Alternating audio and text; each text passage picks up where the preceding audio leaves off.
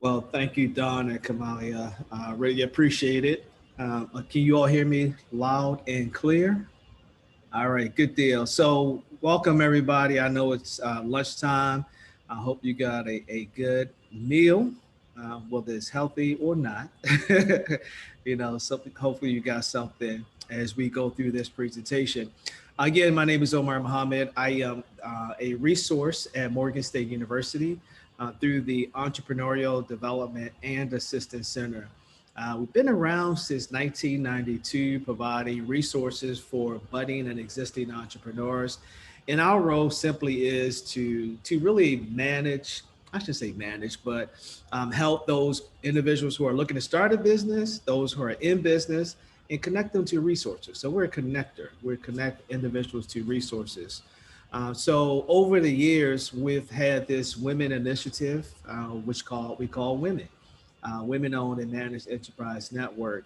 It started off as a conference. We've been doing it now for 16 years, I believe. And now we have this initiative where we're working with women veteran entrepreneurs of color to help them with government contracting, as well as some business operations as well. So you'll hear a little bit about that in a few. So with EDAC, we have two additional centers. In 2020, we partnered with the United States Small Business Administration, and we have a women's business center, and you'll learn more about that in a few. And then also in 2020, we partnered with the Minority Business Development Agency out of Washington, D.C. And we are working with returning citizens on that. If those individuals who are not familiar with the term returning citizens, these are individuals who are formerly incarcerated. So we're providing entrepreneurship training, a podcast, and an annual event for them as well. And then in 2021, this year, we are partnering with Truist Bank, to provide this women platform. And it's all about, well, we'll talk about that in a few. So that's about EDAC. We're on the campus of Morgan State University. Anyone can use our services, anyone in the state of Maryland. We've done some international work in Dubai, South Africa, and around the country. But primarily our work is within in Maryland. We're also part of the Department of Defense Mentor Protege program. We've been doing that for a number of years as well. So Don, you want to go to the next slide? All right, thanks. So these are our partners. So I mentioned Truist Foundation, of course, Morgan State, Don and her team. And then we work with the I'll say three Baltimore metropolitan, but it's three women business centers, and you'll see them there. So depending on where you're located, there's the one that I mentioned earlier is the Baltimore Metropolitan Women Business Center. That's the one that's on the campus of Morgan State University. We have the Maryland Women's, go back down. Yeah, the Maryland Women's Business Center, which is part of, that's the one in Rockville, right? All right. And then we have the Women Business Center, which is part of the Maryland Capital Enterprise. So those are the three centers, depending on where you're located and you need one-on-one support, business counseling, we can work there. Okay, Don, we get to move to the next one. All right, so the Women Platform is, with the relationship we have with Truist, Dawn and her team are the project managers. So we have an entrepreneurial training boot camp, and that's going to be a 4-week program from 6 to 9. I should say boot camp, where individuals will learn information about really going into government contracting, and I believe there's going to be some workshops or some information about getting started and growing your business as well. We have a loan fund. So once individuals complete the loan fund, complete the entrepreneur training bootcamp, there's a loan fund. So you have an opportunity to access funds through that. And we're partnering with the Maryland Capital Enterprise organization with that one. I mentioned the one-on-one. So if you are a newbie and you may not want to join the Entrepreneurial Training Bootcamp. We have those resources, the Women Business Centers available for you across the state. Then we have the podcast, myself and retired Major General Linda Singh host that podcast. I believe we're up at 6 already. The goal is to have 12 over a year period. So you can go on to EDAC, that's EDAC Morgan.com, and you'll have an opportunity to hear, see some of your colleagues who have come on the podcast to share how they got started in business. And then the last thing we have is the one-day summit. So the one-day summit, we're looking to do sometime next year, April 2022. Depending on what the weather is, we may do face-to-face, or we'll do something like this virtual. So with that said, Don, I think we can move to the next one. All right, so this is a flyer that really highlights everything. And if you go on to edacmorgan.com, you'll get to learn more about not only the podcast, but when we have these specialized webinars. I didn't mention that the last time. So we have these specialized webinars. So today is the kickoff of the webinar, which is focusing on the activities of the Women platform. And we're going to talk about the capability statement. I don't want to steal Don's thunder with the capability statement, but we've been working with entrepreneurs who are looking to do work with the Department of Defense, and many times entrepreneurs are not prepared to do business with the federal government because they just don't have that one document that a procurement officer or a contract officer may need just to see where you are. So I'm glad that we're doing that on the back end, where we're going to talk about the capability statement. And then I think that's pretty much it. So you'll see exactly when the podcasts are happening, when the podcasts go live the last Monday of each month at 2:00. The specialized webinars, you see the agenda there. You'll see the agenda for the entrepreneurial training. And like I said, with the boot camp, we'll focus on that.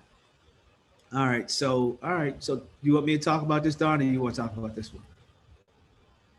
You go want me ahead, to talk Omar. about? You go All ahead. right. So the first boot camp is coming up on September. That's around the corner, y'all. So it's going to go for, I believe the second is on a Thursday. Is that right? All right. So a Thursday from 6 to 9. So we're working with Truist to bring some of their team members on, maybe in the first or second hour or in between. And then we'll go over, or I should say Dawn, she's more the expert on government contracting. She'll go over week 1, as you can see, government procurement marketplace, all the way through 4. I mean, I don't want to read the slides, you all can see that. And then upon completion, you'll have an opportunity to receive a micro loan, as well as one-on-one business support or counseling from one of the women business centers in the state of Maryland. And registration is open. So if you are interested in participating in the first boot camp, you can reach out to me or Don, and we'll send you the link to get registered. All right, Don. We'll move to the next one. Yeah. All right. So, that's you. So hopefully the information I provided was useful for you. You can always go to our website again at edacmorgan.com. I'm a resource. We have a team of individuals at EDAC that can support you. I'm gonna turn it over to the expert now, who's will talk to you about this capability statement. I'm gonna stick around as well. Although we've had a capability statement, it needs some work. We need to update our capability statement. So I want to learn from the expert. So I'm gonna turn it over to no other than Don Tucker. Thank you, Omar Muhammad. As Omar said, I'm going to introduce myself briefly, but we do have time. And I'm going to ask if everyone can introduce themselves, because then we'll know we have information, but we let you talk about yourself for not now. You know, you're not supposed to take a whole lot of 20, 30 minutes, but you will have a time to introduce yourself, tell us about your business, if you're in business, not in business, and that'll help as we talk about the capability statement, because there are different versions. And one of the goals that we have is, like, again, if you haven't even started your business, or if you've been in business for over 10 years and you are a successful government contractor, which I know there's several people on this call, and also we have folks who are with the government. So please introduce yourself, you know, take about 30 seconds, and then we'll jump into the capability statement. I'll just go ahead and call your name, and I'm gonna start with Miss Lori Sales. That's who I see first. Hey, Don, and I'll be the timekeeper. So when y'all see me come back on, that means you need to wrap up, y'all. All right. And I meant to say this early. One question. Can we take down the presentation so we can all see each other? Oh, you can see, you can't see us? I see the presentation. capability statement presentation. Yeah, so we can see more of the individuals that's here today. That would be great. Thank you so much. And Yay. Let me also say this. If you are a vet, thank you for your service. I meant to say that in the beginning. All right, so you ready? Miss Lori Sales, yeah, and that helps us to be able to see who is on the call. But yes, Lori, 30 seconds. Hi, my name is Lori Sales. I am President and CEO of Civilian Management Solutions. I gave 10 years to the United States Marine Corps, and I am a service-disabled veteran. I have been in business for 9 years, and we are currently doing work in professional consulting services inside of DHS, HHS, DOD, as well as GAO. Thank you all so much for having this event just for us. Thank you, Lori. Beautiful. Right. Good deal. Victoria. Miss Victoria Bugs. Hello, good afternoon, everybody. My name is Victoria Bugs, and I am a 20-year veteran, a service-disabled veteran as well, two-time combat veteran. I am a small business, Center for Health Educators and Safety Specialists, LLC, where I train healthcare professionals, lay persons on emergency safety training, as well as health and corporate safety training in their organizations. And I do not have a government contract, but I work with several small businesses and corporations, and I'm looking to get into government contracting. Thank you. Thank you. Miss Yvette Rax. Hello, everyone. If you can hear me, I am with EDAC. I work alongside with Mr. Omar Muhammad and Don Tucker, of course, and the rest of the team. So I'm pretty much here listening in, want to get all this valuable information myself. So as Omar said, for those who have served, thank you for serving, and I'm just going to sit back and enjoy. Thank you, Yvette. Stephanie Figueroa.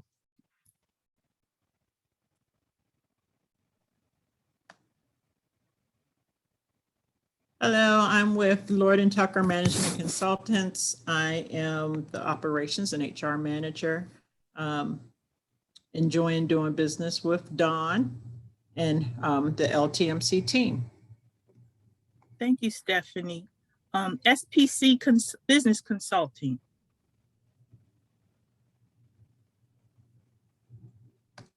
Hi, Don, that's me. Hold on, let me put the camera on. Good morning, all. My name is Leona Charles, and for some reason my camera doesn't want to come on, but I am the CEO of SPC Business Consulting. We are a contract management and grants management firm. I've been doing this for about 15 years overseas and here. I am not a vet, but I am the daughter of an Army sergeant, a Navy vet, and the mom of an active duty soldier. So I feel like I'm guilty by association. I am really happy to be here. Currently we're working on some things with the district, working on some grant management. We stood up the procurement and compliance office for the WMATA oversight agency. And that's just a couple of things that we do. And we worked with Howard to do a program much like this with the CARES funding, helping district businesses get some funding and training with government contracts. So I'm happy to meet all of you. And hopefully my camera will stop acting up and you'll see my face eventually. Thank you, Leona. Also, can we have Miss Adrienne Purnell? Hi, everyone. My name is Somerville. Adrienne. Yes, ma'am. My name is Adrienne Somerville, and I am the founder and president, CEO, if you will, of Talent and Technical Solutions. So we develop IT solutions that enable leaders to address their hiring, development, and retention challenges. We develop those talent management models, procedures, processes, and practices that enable success long-term, long after we come and go. I do not have a federal government contract. I do work with like the state, like Potomac River Fisheries at the time. And so maybe we'll have some Army work shortly in the coaching and development of talent. So that's our focus, ensuring that we can change organizations one person at a time. And I have a couple of business partners, been in business for a couple of years, super excited about this opportunity, open to learn and continue to grow and be impactful. So thank you for hosting. I'm a vet. I was in the reserves, direct commission, and of course, minority owned, and I am the CEO of the company. Thank you for having me today. Thank you, Adrienne. You're welcome. Leonard Green. Hello, everyone. My name is Leonard Green. I'm a business analyst with the Lord Tucker Management Consultants, LLC. Thank you for hosting and having this event. I look forward to working with you all. Thank you, Leonard. Miss Kayla Ward. Good afternoon, everyone. My name is Kayla Ward. I am actually a junior electrical and computer engineering major at Morgan State. It's so empowering to be on this call with so many of you who are thriving in business. I currently do not have a business, but I am joining EDAC with the hopes of being able to get the development that I need to start a business. And thank you so much for this opportunity. All right, go Bears. Yes, go Bears. That's right. Miss Tracy Schrader.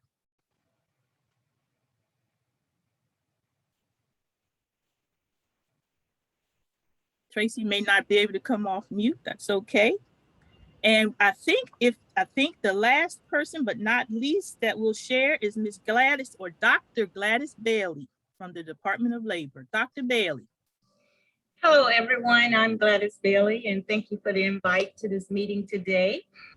I'm a retired Air Force veteran, and I am also the program manager for the Small Business Office at the Department of Labor. And again, I thank you for the invite, but I'm sorry, I have a hard stop at 1 o'clock. Thank you. Thank you, Gladys. Yep, thank you for coming on. So I just want to say, for those veterans who are entrepreneurs, we have the podcast. I just put the link in there. If you are interested in being on the podcast, the link is there as well. And I have I have 4 daughters. The youngest one is daughter number 3. I got to remember. I hate calling them daughter number 3 because that's how I remember. Daughter number 3 is in the Navy. So 5 years in the Navy. Wow.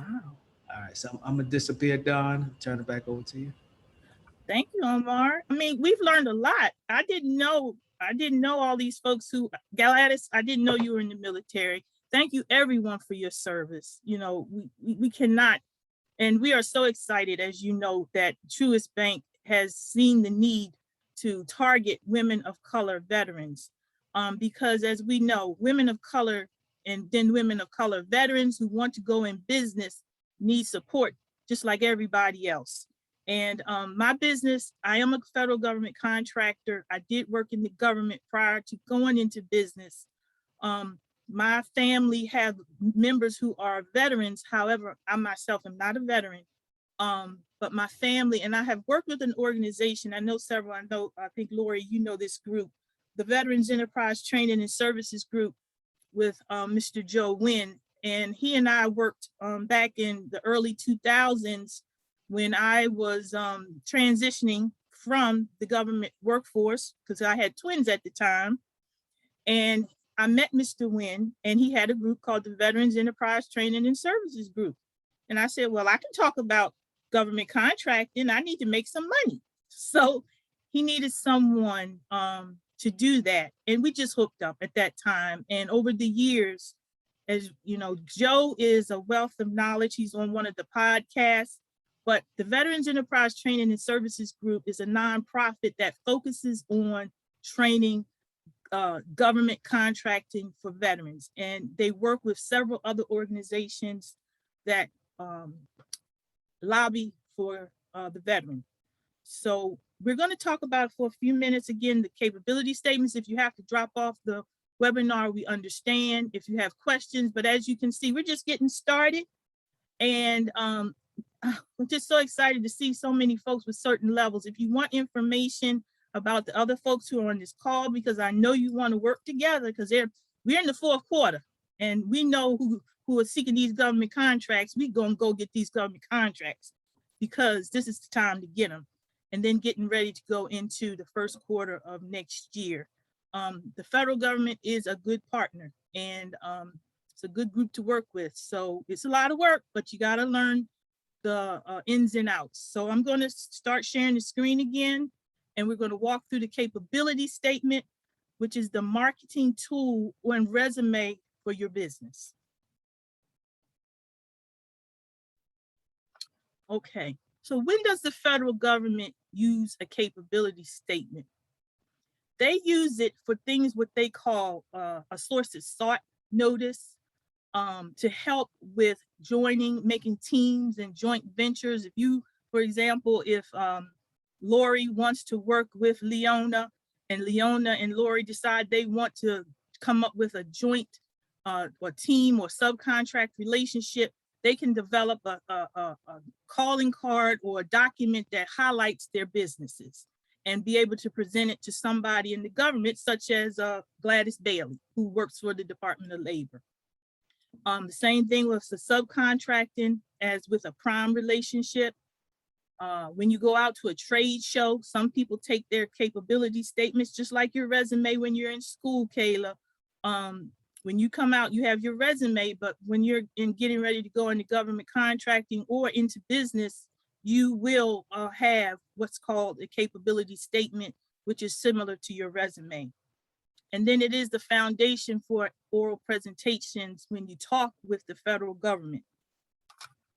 If you have questions as we go along, don't hesitate to ask, okay? We talked about that the capability statement is like your resume for the government contracting, and you have to speak the language of government procurement. We'll talk about a little bit what's included. I do have a handout that we'll put in the chat, or we'll just email you, that gives a picture of a capability statement. And there's different versions. They can be 1 to 2 pages. They could be a video. I know I've seen several folks here on this call who use the video on LinkedIn, and that could be part of your capability statement.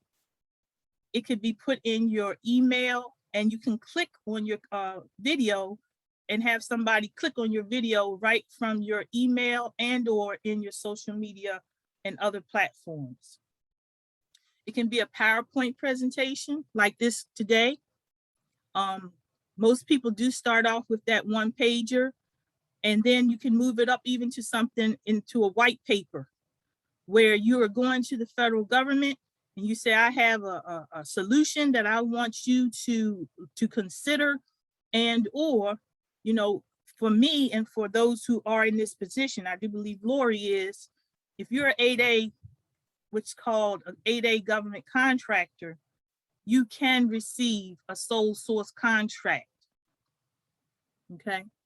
So thank you, Kamalia, for putting an example of the capability statement, which is a format that the Department of Health and Human Services uses in the chat. So yeah, at this time of the year, which is the last quarter of the federal government cycle, which ends on September the 30th, okay? The government will start over again on October the 1st. So there's a frenzy right now of buyers who are looking to spend their money, because you know the federal government and all entities, if you get a budget, you have to spend it. If you don't spend it, you might not get that budget. And there are very many needs as from what we're seeing now with the initiatives from the current administration, President Biden's administration, that they want to have funded, especially with this new infrastructure bill. So there's going to be opportunities to get a government contract. It might even be something like a purchase order, which is fine. There's nothing wrong with that. It could be 5, 10, they can use a purchase card. So, but if you are the person, and as Leona has shared, Leona does a lot of work with the DC government. So that's an opportunity to work with someone like the DC government that, you know, their money may not be as large as a federal contract, or it might be, but your capability statement is the tool that will help you to get your foot in the door. Okay, like we were talking about for a few minutes or seconds ago, one page, if you know it, well, here we talk about it being 1 to 2 pages. However, you know, there are other versions of your capability statement, and you're going to have your company data, your core competencies, something called past performance. And past performance is what you have done. Some people, if you worked in the federal government, and I believe Adrienne shared that she worked for the federal government or is working, some of that can be turned over into past performance. And you can put that as part of your capability statement. And then what makes you different? Now, here's the example of the capability statement from HHS in the PowerPoint, and we will provide the PowerPoint to you. And Kamalia also put the link in the chat.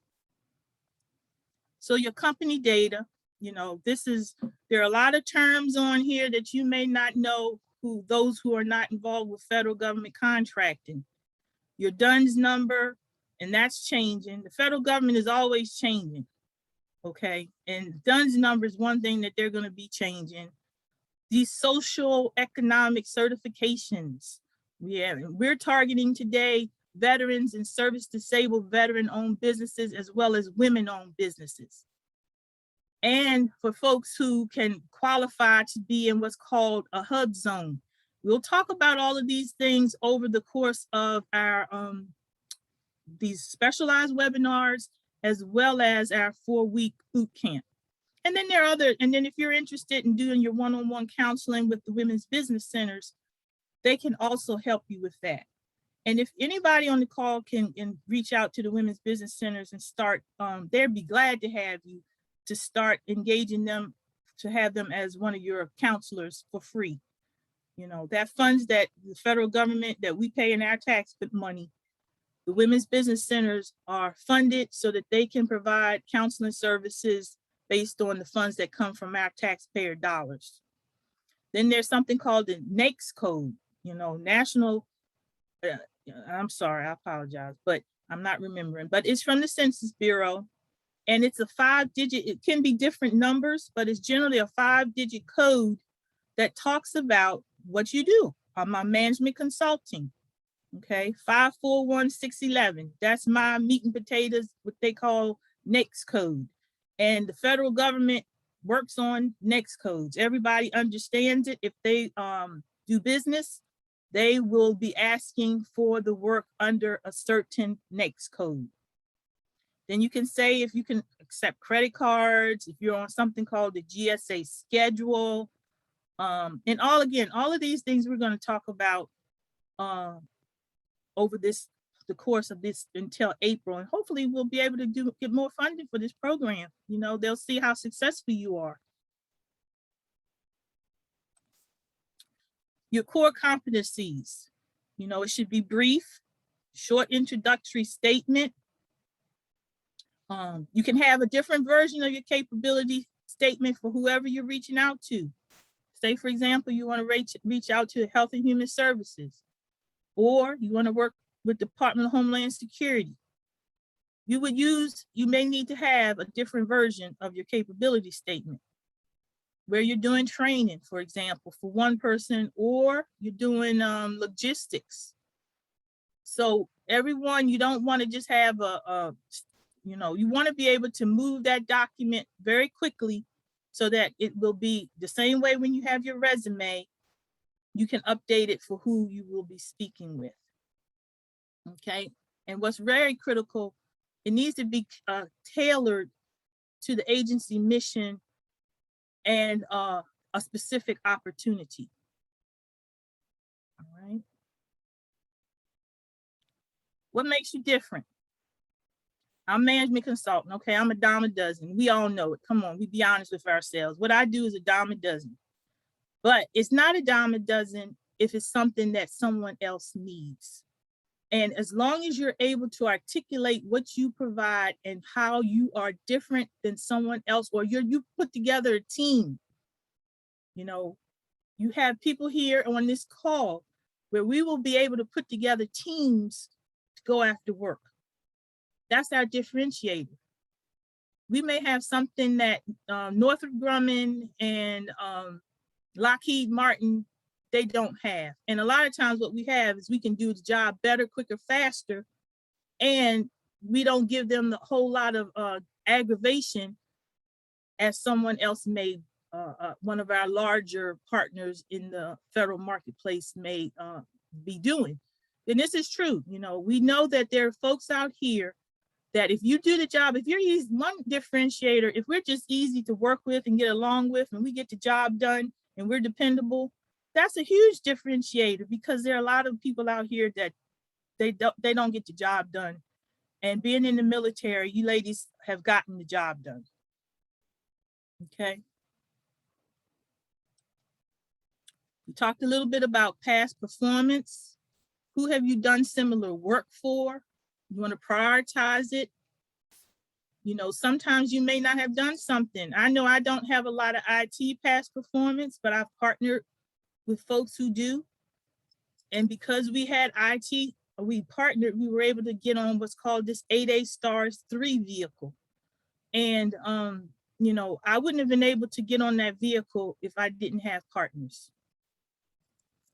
So that partnering is huge. And that's some of the things, again, that we're going to talk about throughout the program. Does anybody have any questions so far? Because we're getting ready to wrap up. And we're going to give you back some time for your lunch.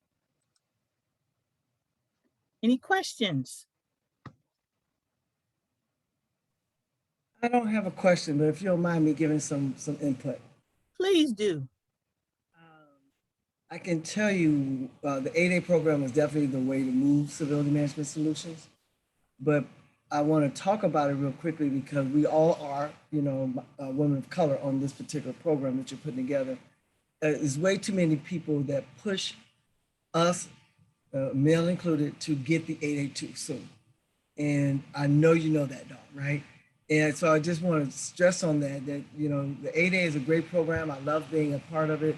Within 4 months of having it, I got my first direct award of $2 million with Department of Homeland Security. However, I did the work for 4.5 years of developing those relationships, sitting at the kitchen table, paying myself minimum wage. Ideally, it won't take y'all nearly as long, but bottom line is that's part of the process. Like I heard Dawn say it earlier, this is a slow pacing type of world. And you know, you just got to know that you want it and stay in the game. And simplified acquisitions, still on, is what I really want to share about, is that was the way that I got at least some work, directly prime work. It was a small amount of money, but those are out there and they're plentiful, especially even this season. So I appreciate you sharing that with everybody. And I want to just specifically say it's the simplified acquisitions for the new businesses or the growing businesses that want to get in federal government contracts. And thank you for allowing me to share.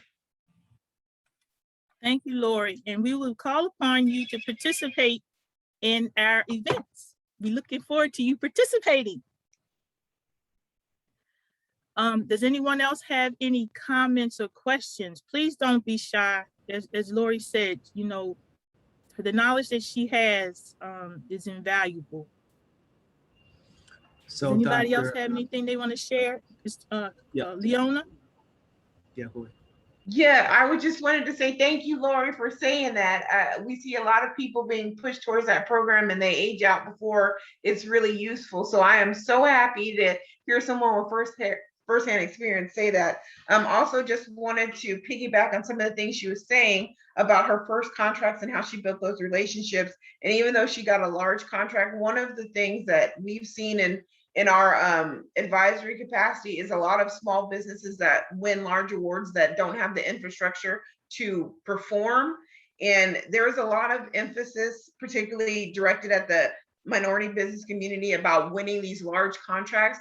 But what nobody really talks about is the work that actually has to happen once you've won it. And that administration part and the regulatory part and the compliance part are really big. And the repercussions that come with not being able to do that. Most people aren't even familiar with the option of having a termination for default or a termination for convenience and what that can do to your company. So I would love to see something like this kind of talk about the things that are not the sexiest part of government contracting, but are arguably some of the most important. So true. You do not want to do something, or try to win. You won't, to be honest with you, you won't win, but you don't want to get into a contract and you can't perform. And that won't happen because this is not going to happen with our group. But we're going to wrap up. Thank you, everyone. Omar, would you like to close out our conversation? Yeah, so again, thank you, Don, and thank you everybody for participating. You know, we want to make sure we don't want this just to be another exercise. We're looking to make sure we help individuals move to the next level, and for you all to network. There are some individuals who may not know each other on this particular call, so this is an opportunity for you to do some networking as well. With that said, I'm not going to extend it anymore because I know y'all want to get back to that wonderful lunch. Thank you, Don and Kamalia, for bringing us in and taking us out. Everyone take care.